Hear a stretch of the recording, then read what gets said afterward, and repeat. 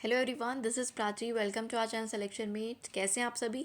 I hope you all are good और आपकी तैयारी भी आपके एग्ज़ाम के लिए बहुत अच्छी चल रही है।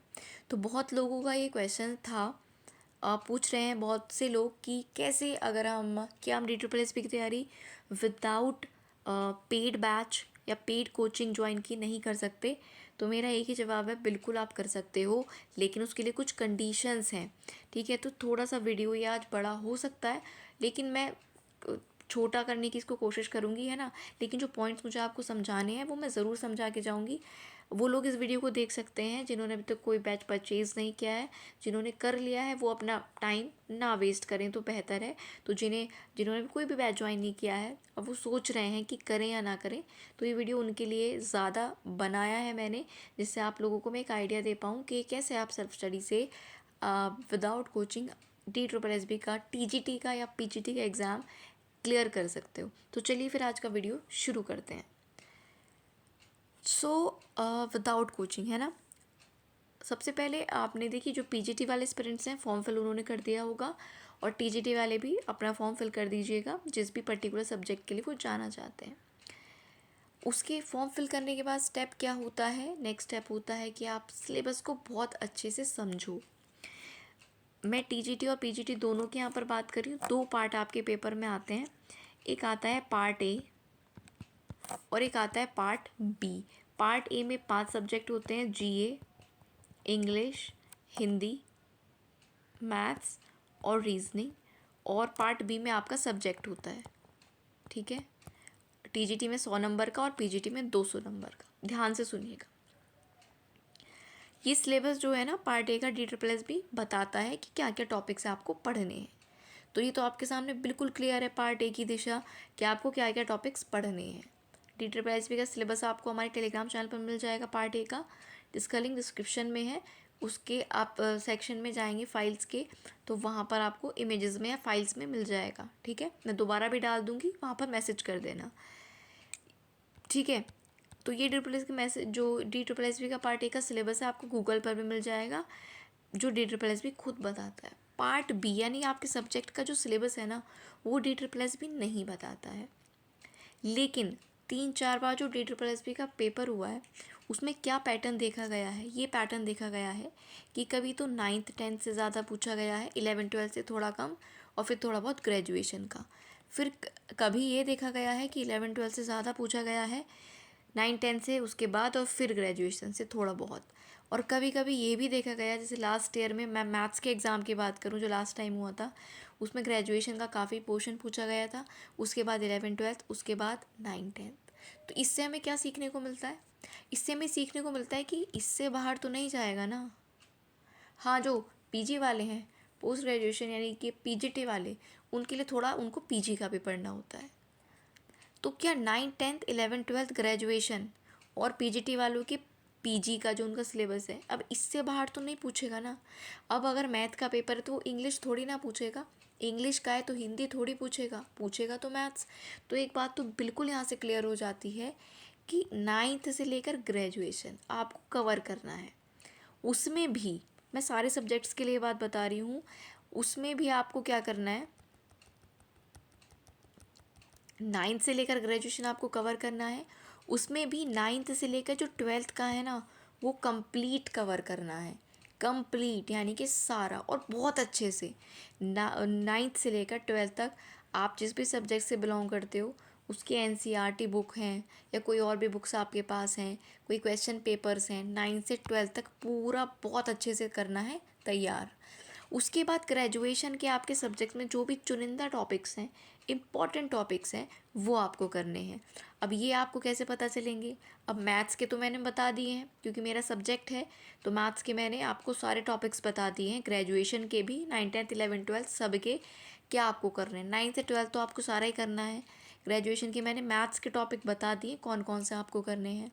अब आप अगर किसी और सब्जेक्ट से बिलोंग करते थे, मान लीजिए आप हिस्ट्री से बिलोंग करते हैं, तो आपको क्या करना है, आपको प्रीवियस ईयर पेपर्स का एनालिसिस करना है और ये नोट करना है कि 9 10 से कितना पूछा गया है, 11 12 से कितना पूछा गया है, और ग्रेजुएशन से कितना पूछा गया है और क्या पूछा गया है।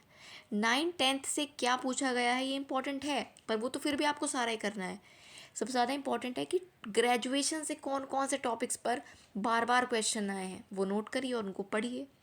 तो पार्ट बी के लिए सिंपल सा तरीका है, सिलेबस उठाइए, पहले प्रीवियस सिलेबस यूट्यूब पे बहुत लोग आपको बता देंगे, भले ही DSSS भी नहीं बताता, गूगल आपको बता देगा, यूट्यूब बता देगा, क्योंकि जिन लोगों ने एनालिसिस किया होता है पेपर का वो बता देते हैं। वो सारा नोट डाउन करिए और देखिए, ठीक है, 9 10 से 11 12 से कितना वेटेज है ना, और ग्रेजुएशन से कितना वेटेज है, कौन कौन से टॉपिक्स आए हैं। ये सब करने के बाद अब बस आपको तैयारी शुरू कर देनी है। NCERT से आप शुरू करिए, आपके सब्जेक्ट की जो भी NCERT की बुक्स हैं 9 से 12 स्पेशली, उनको बहुत अच्छे से कवर करिए। और देखिए, किसी भी एग्ज़ाम को निकालने के लिए ना कई सारी बुक्स को कवर करना इम्पॉर्टेंट नहीं होता, इम्पॉर्टेंट होता है एक या दो बुक जो आपके पास परमानेंट है, आपने पढ़ ली हैं, उन्हें ही बार बार पढ़ना, उन्हें ही बहुत अच्छे से तैयार कर लेना। तो मल्टीपल बुक्स पे जाने की बिल्कुल भी ज़रूरत नहीं है, ठीक है। NCERT से स्टार्ट करिए, उसके बाद एक आधी और कोई बुक कवर कर लेना, दैट इज़ इनफ, पर वो अच्छे से कर लेना, ठीक है। मल्टीपल बुक्स इंपॉर्टेंट नहीं है, मल्टीपल रिवीजन आपका इंपॉर्टेंट होता है। तो मैं NCERT से शुरू करके अपना सब्जेक्ट पढ़ना शुरू कर दीजिए। और आपको अगर ये लगना शुरू में ही शुरू हो जाए कि आप ऐसे नहीं कर पा रहे हो बुक्स से विदाउट एनी गाइडेंस, तो आप कोई ऑनलाइन या ऑफलाइन बैच ज्वाइन कर सकते हो, ठीक है। बिकॉज मैं आपको बोलूँगी, आप रिस्क बिल्कुल भी मत लेना। देखो, ये सारी जो स्ट्रैटेजी है ये सिर्फ ऐसे ही नहीं मैं बता रही हूँ, क्योंकि TGT PGT के जो कोर्सेज़ होते हैं ना, ऑनलाइन ऑफलाइन, वो काफ़ी कॉस्टली होते हैं, ठीक है। तो जो लोग अगर कर सकते हैं विदाउट कोचिंग, मैं उनको एक गाइडेंस दे रही हूँ जितना मुझे एक्सपीरियंस है उसके बेसिस पर, ठीक है।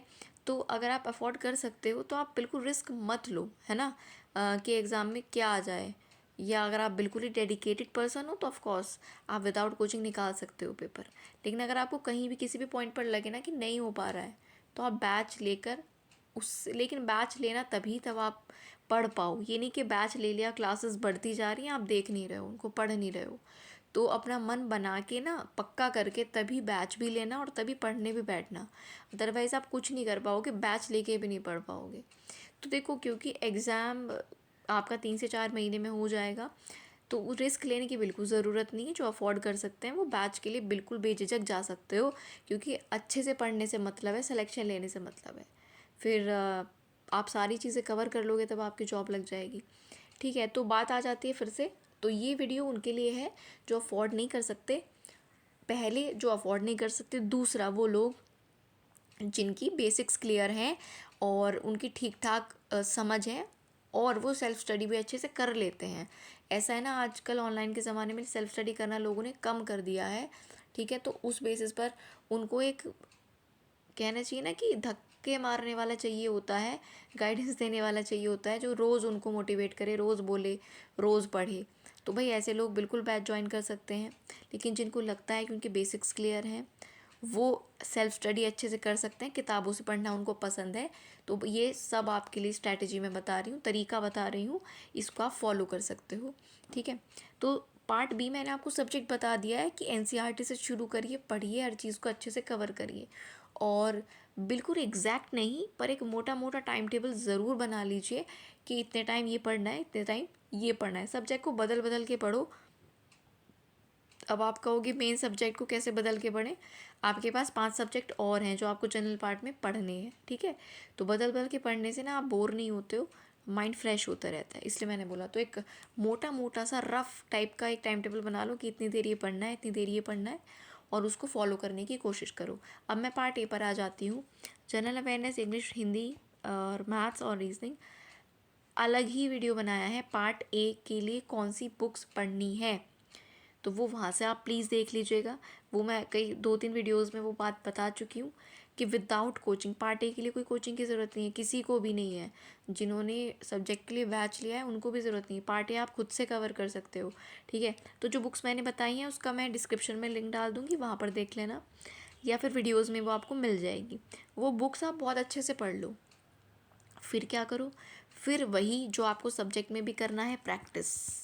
पढ़ते रहो और प्रैक्टिस करते रहो। कोई भी एक मॉक टेस्ट ले लो, मॉक टेस्ट या मॉक सीरीज़, टेस्ट सीरीज़ इसको बोलते हैं, आप किसी भी ऐप की वो ले लो, ठीक है, उसके बिना आप अच्छे से आपको ना गाइडेंस नहीं मिल पाएगा।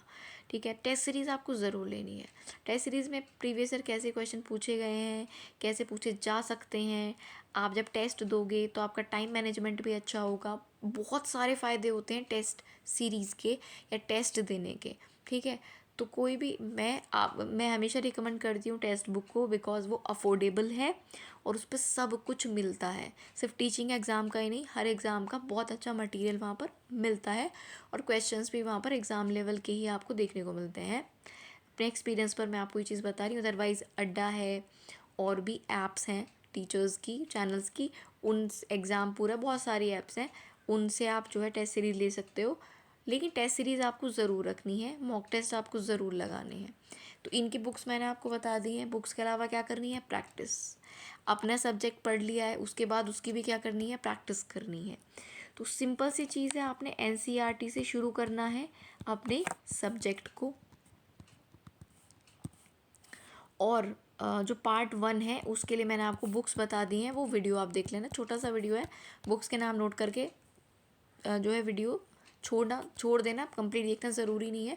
बुक्स के नाम देखकर आपके पास हैं तो अच्छा है, उनसे मिलती जुलती कोई बुक्स हैं तो भी ठीक है। एक ही बुक सफिशिएंट है पार्ट 1 के लिए, मल्टीपल बुक्स की ज़रूरत नहीं है बिल्कुल भी। उन्हीं से अच्छे से पढ़ लेना और फिर प्रैक्टिस कर लेना क्वेश्चंस की।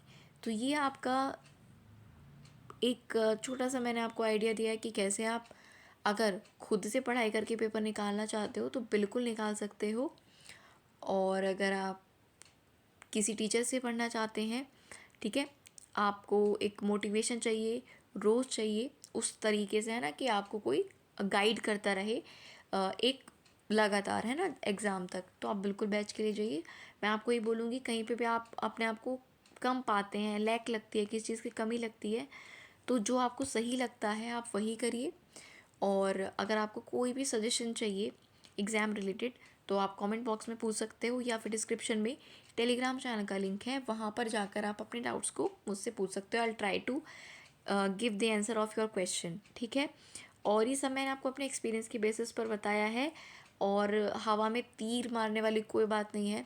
जो थ्योरेटिकल सब्जेक्ट्स हैं उनकी तो आप आराम से सेल्फ स्टडी से ही प्रिपरेशन कर सकते हैं, लेकिन कुछ चीज़ें ज़रूरी होती है तैयारी करने से पहले। तैयारी करने से पहले ज़रूरी होता है कि आप पहले 3-4 सालों के पैटर्न को देखो, आपके सब्जेक्ट में क्या पूछा जा रहा है, 9th-10th का कितना पूछा जा रहा है, 11th-12th का कितना पूछा जा रहा है, कौन कौन से टॉपिक्स बार बार पूछे जाते हैं और किस लेवल पर जाकर पूछे जाते हैं। तो आपको उससे बहुत अच्छा गाइडेंस मिलेगा, ट्रस्ट में, ऐसा करके देखना। आपका ना एक माइंड बिल्कुल क्लियर हो जाएगा कि हाँ इस लेवल तक का मुझको करना है, इस बुक से हो जाएगा, हाँ मैंने ये पढ़ लिया है, ये प्रीवियस ईयर आया था, ये मेरा कवर हो गया। ये आपको तभी फील होगा तब आप प्रीवियस ईयर को एनालिसिस कर चुके होंगे। ठीक है, तो जिस ऐप पर भी आप टेस्ट वगैरह परचेज़ करते हो ना, वहाँ पर प्रीवियस ईयर भी आपको मिल जाते हैं, तो वहीं से आप डायरेक्टली देख सकते हो, या गूगल पर भी आपको मिल जाते हैं प्रीवियस ईयर क्वेश्चंस। ठीक, अब ये मुझे आपको बताना था कि आप कैसे चीज़ों को कवर कर सकते हो अगर आप कोचिंग पर जो है अफोर्ड नहीं कर सकते, या फिर आपको लगता है कि हाँ मैं कवर कर लूँगा अगर मुझे कोई गाइडेंस दे दे तो। ठीक है, तो आई होप बहुत से लोगों का ये क्वेश्चन था कि क्या विदाउट कोचिंग नहीं हो सकता है, तो बिल्कुल हो सकता है अगर आप इन शर्तों पर चलें जो मैंने आपको बताया है। आप एनालिसिस अच्छे से करें, आप सेल्फ स्टडी अच्छे से करें, बुक्स से पढ़ने में आपको कोई प्रॉब्लम ना हो। ठीक है, आपका मोटिवेशन अगर आप खुद हो तो आप बहुत अच्छे से सेल्फ स्टडी से भी पढ़ सकते हो। ठीक है, तो आज की वीडियो में इतना ही रखती हूँ, और कोशिश करती हूँ आपकी जो क्वेरीज़ बहुत सारी आ जाती हैं उनका एक छोटी सी वीडियो में आंसर कर दूँ। अदरवाइज़ पर्सनली जो मुझे आंसर करना होता है, जो कोई मुझसे पूछता है, मैं वो बता देती हूँ। ठीक है, तो चलिए अब कंटेंट की वीडियोस भी आपको मिलनी शुरू हो जाएंगी DSSB के लिए बहुत जल्द। तो हमारे चैनल के साथ बने रहिए। वीडियो अगर आपको अच्छी लगी है, तो आप वीडियो को लाइक ज़रूर करिए। अगर आपके कुछ भी बात समझ में आ गई है वीडियो में, या कुछ भी पॉइंट अच्छा लगा है, तो आप वीडियो को ज़रूर लाइक करें। अपने दोस्तों के साथ या जो आपके स्टडी ग्रुप्स हैं उसमें इस वीडियो को आप शेयर कर सकते हैं। और हमारे साथ जुड़ने के लिए, पढ़ने के लिए, खास करके सिलेक्शन पाने के लिए चैनल को सब्सक्राइब ज़रूर करें, बेल आइकन प्रेस कर लें, जिससे आने वाली वीडियोस का नोटिफिकेशन आपको मिल जाए। तो चलिए मिलते हैं नेक्स्ट वीडियो में, तब तक के लिए पढ़ते रहिए। Thank you so much.